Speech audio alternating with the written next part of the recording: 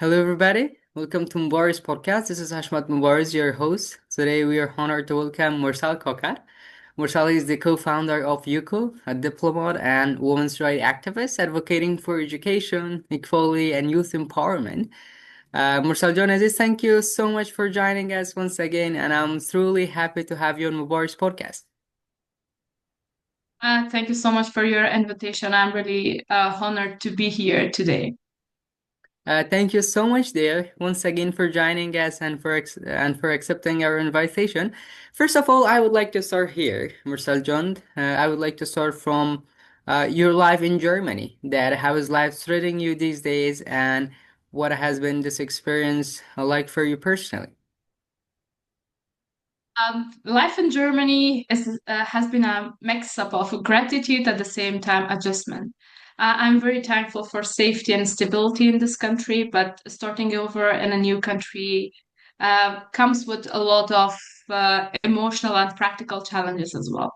Personally, it has been a period of reflection, especially learning how to rebuild identity, purpose, and routine of ourselves that at the same time, we carry the memories of our homeland.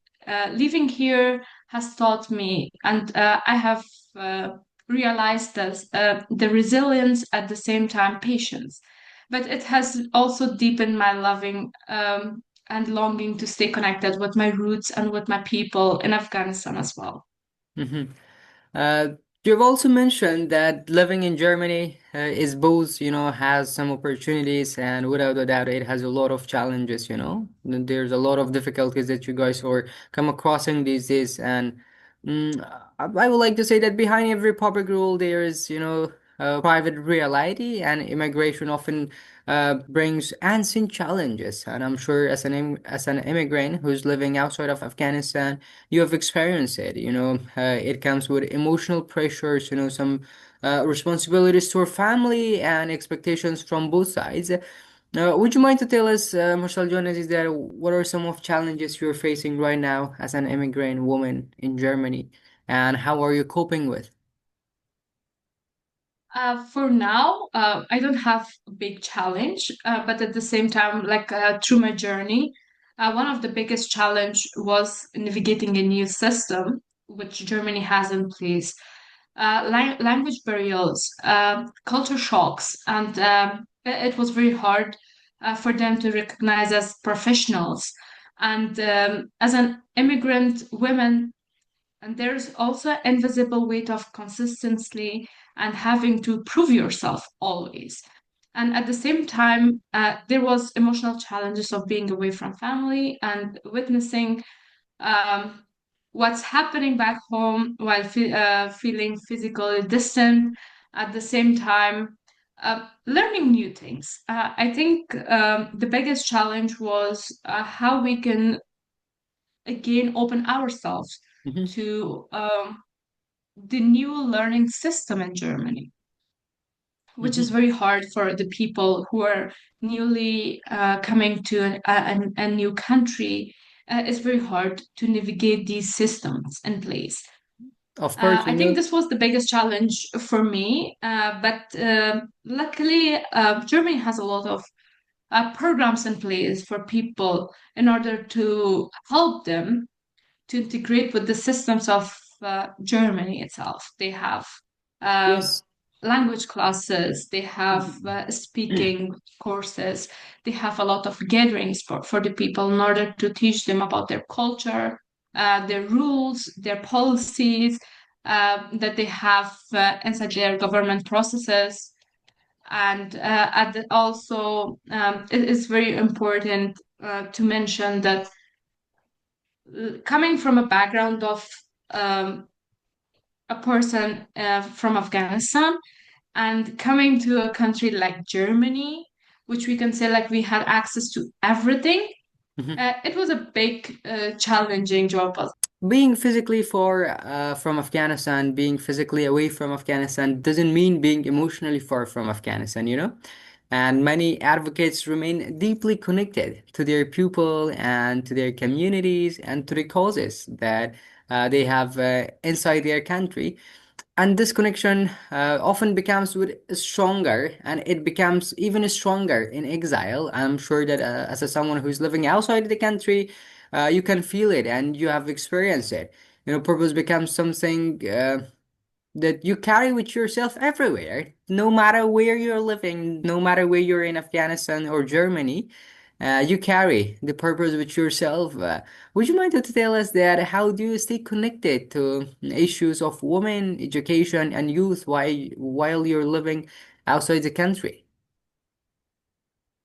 For me, it's either I'm a good person to be very good communicator with a lot of people, or maybe it's a chance, and I'm lucky to have a group of educated women, activists, educators, and very active youth around me, and especially we have these people in diaspora as well.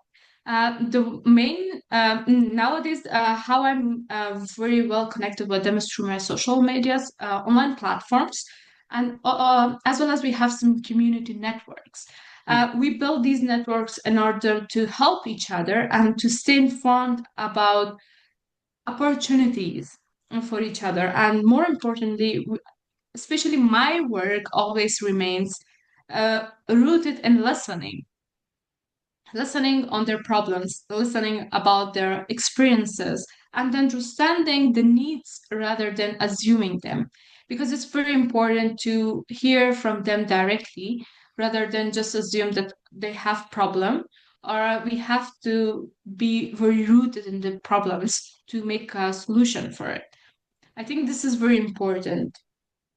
Mm-hmm. Marcel Jonas, as I have read about your background, you have founded YUCO, or I think you founded or you co-founded the YUCO.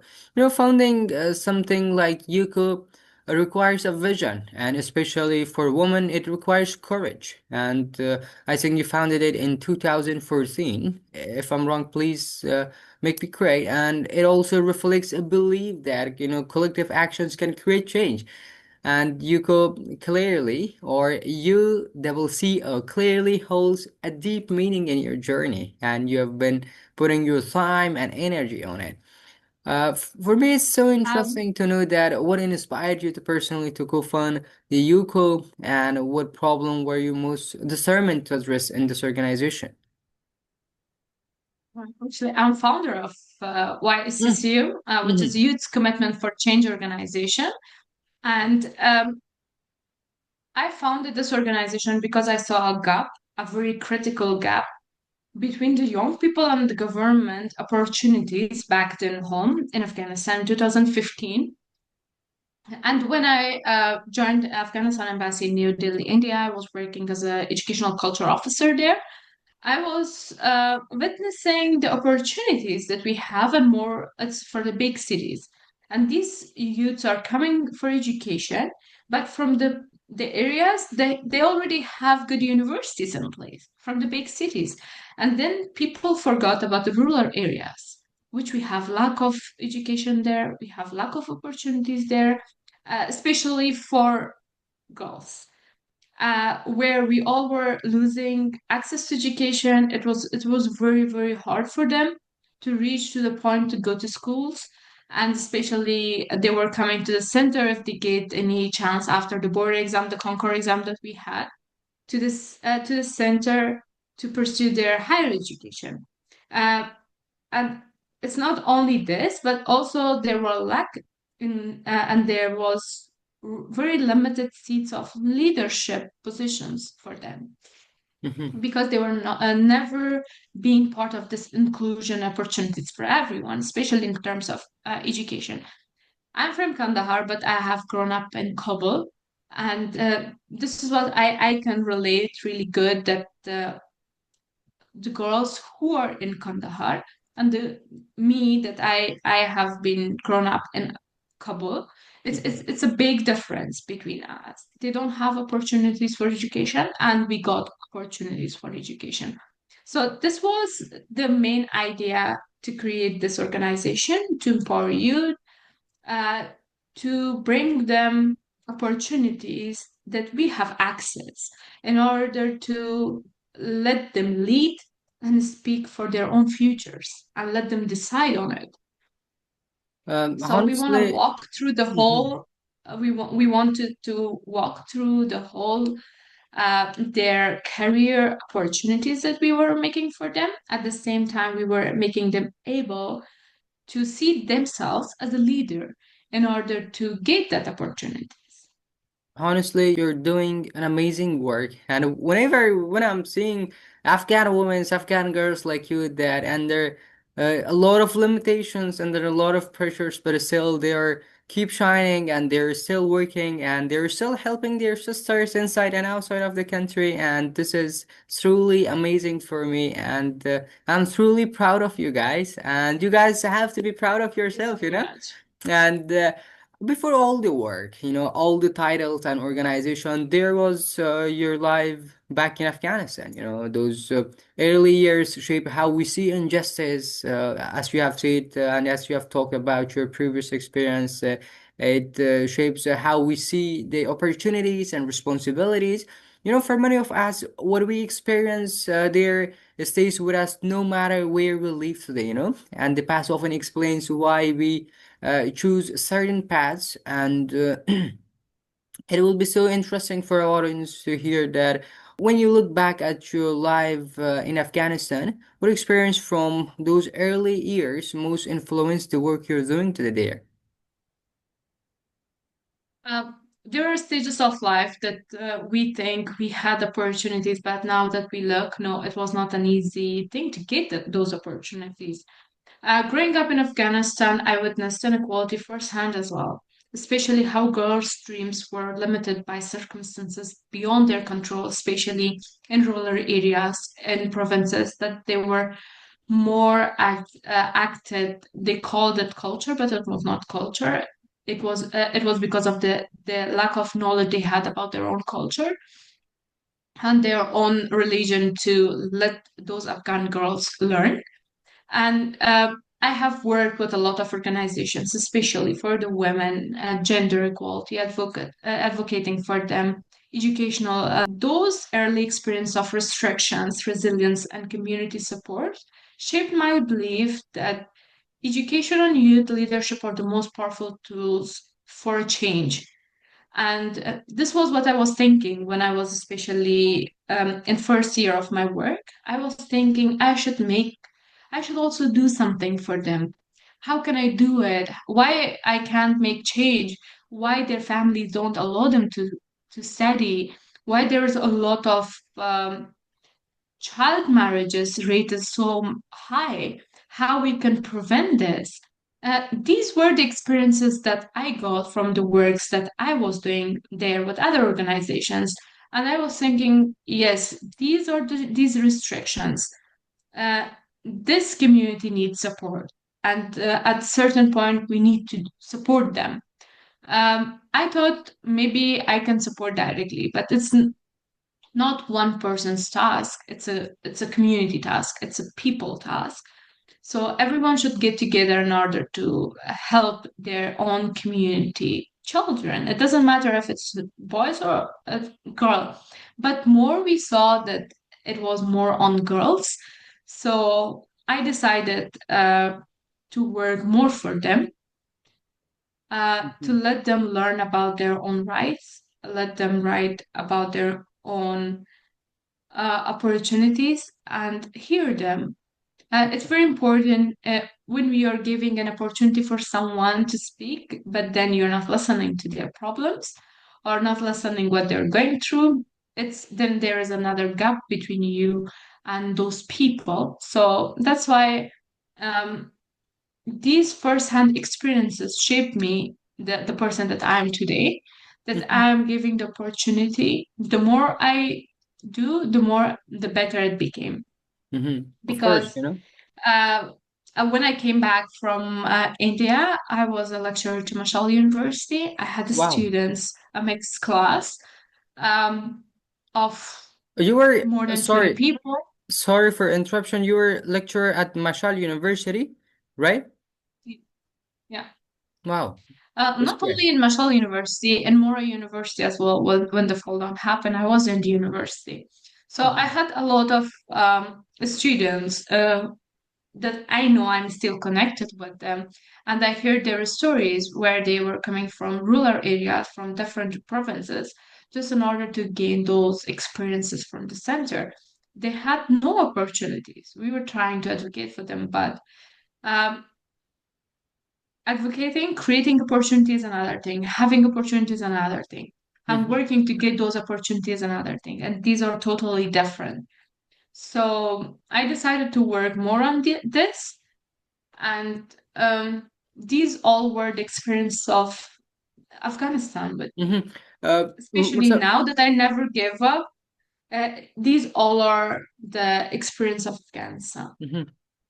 Mursal Aziz, empowering youth means more than giving them to some opportunities or providing them some mentorship or with leadership programs. It means, I strongly believe this, it means that is believing in their potential, is believing in their abilities. And your work that you did, places young people at the center of the change. I'm curious to know that why Exactly. youth is so central to your work and what do young people need most right now? Youth empowerment is the central of change because young people are not just the future, they are the present as well. Right now, they need access to education, to mentorship, to mental health support, and platforms where their voices should be heard. And especially empower youth can change cycle of conflict and rebuild societies from within. This is why it's very important to keep them in the center of the change and give them these opportunities and platforms for them to grow. Thank you so much for that. Advocacy often comes with personal sacrifices. As someone who is advocating since 2023, I can feel it with every cell in my body. I can feel it with every bone in my body. Sometimes it comes with emotional pressures. If you're living inside Afghanistan, it comes with safety concerns, isolations, and these realities are rarely visible, and people cannot see them. And yet many continue like you and like many brave Afghan women who are living inside and outside the country. Because silence feels heavier than struggle. And I'm sure you understand this better than me that those people who have something to concern, they will not stay silent and they will stand, they will raise their voice, they will speak, and they will contribute in every possible way. And this part of the journey deserve a space. Uh, I'm Yes. curious to know this also that what has advocacy cost you personally and what keeps you going despite all these challenges? Of course, advocacy always comes with emotional exhaustion, fear, and personal sacrifices. But there are moments of loneliness and uncertainty. What keeps me going is the knowledge that if I would be silent, it will cost us more. And every time a young woman finds her voice or a student contact me for uh, opportunities and ways to get out of Afghanistan, I always think that if I would be silent, it will cost us even more. Because for now, we Oh, have nothing in Afghanistan for women. But if we just silence our voices, it will cost even more. For me personally, I'm far away from my family. This is the biggest oh, sacrifice that I'm doing. I'm living alone in Germany, and I'm far from my family. A mother sick. She's suffering from cancer, which is very hard for me to oh. be apart from I'm sorry for that. family and come and try to be something at least. Because my mom was a teacher, I want to continue her legacy. I want to teach all the students that I can. I want to bring more opportunities for the students, for the women of Afghanistan, for them to know that it all came from my mom, and she was the reason that I never gave up.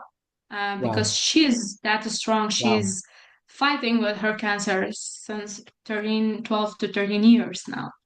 And this has shown up that these strong pillars are inside our home. And yeah, I think this is the biggest Mhm. one.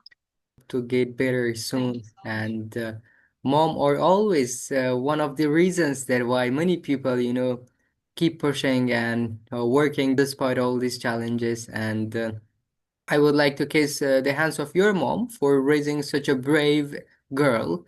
And I'm sure she's proud of you. And I'm also proud of you, Mursal Aziz. And the whole country should be proud of Afghan women like you.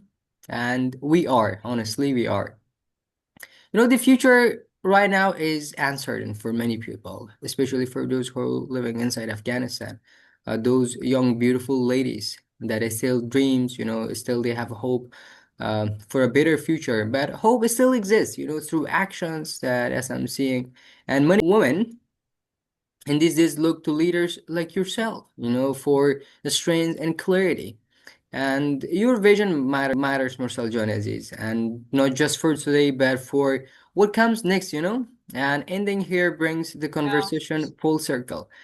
When you look ahead, what kind of future do you hope to build for women, for youth, and eventually for our beloved country, Afghanistan? Well, first, I hope that one day our country will be free. And I hope to help build a future where women are educated, respected, and free to choose their own paths, where youth are leaders, not victims anymore, and where Afghanistan is defined by opportunity rather than these crises. Um, I'm very far from Afghanistan physically, but my commitment to the future is getting stronger day by day, and this is what matters. I'm trying to bring more opportunities. I always say this, and people who know me, they repeat this sentence after me. I always say, charity of knowledge is teaching to others. I say, creating more opportunities, bringing more youth into the circle of educated people to free their mind from these crises, to think about their future is very important. And I think this is what I hope for my people and for my country. Thank you, Mursal Aziz. Thank you once again for your honesty. Thank you for your courage. And thank you for what you're doing and the work you continue to do for our people, for our sisters, and for the youth of this country. And you revise your experience mean a great deal. And I really appreciate it personally. And but to many of who are still listening and who still have hope, and we truly appreciate you taking the time to share your journey, and thank you once again. But at the end, if there's anything that I have missed, or if there's anything that you would like to share with your sisters inside and outside the country, mic is yours there. I would like to ask them to use the opportunities through our social media because we have announced scholarships for you. And we have fully funded scholarships now for some countries. They can apply Wow. and they can get the opportunities. Wow, that's great. Thank you so much, Mursal Aziz, for joining us, and hope to have you in future episode. And I'm so happy and honored to have this meaningful conversation with you. Now, take care and goodbye.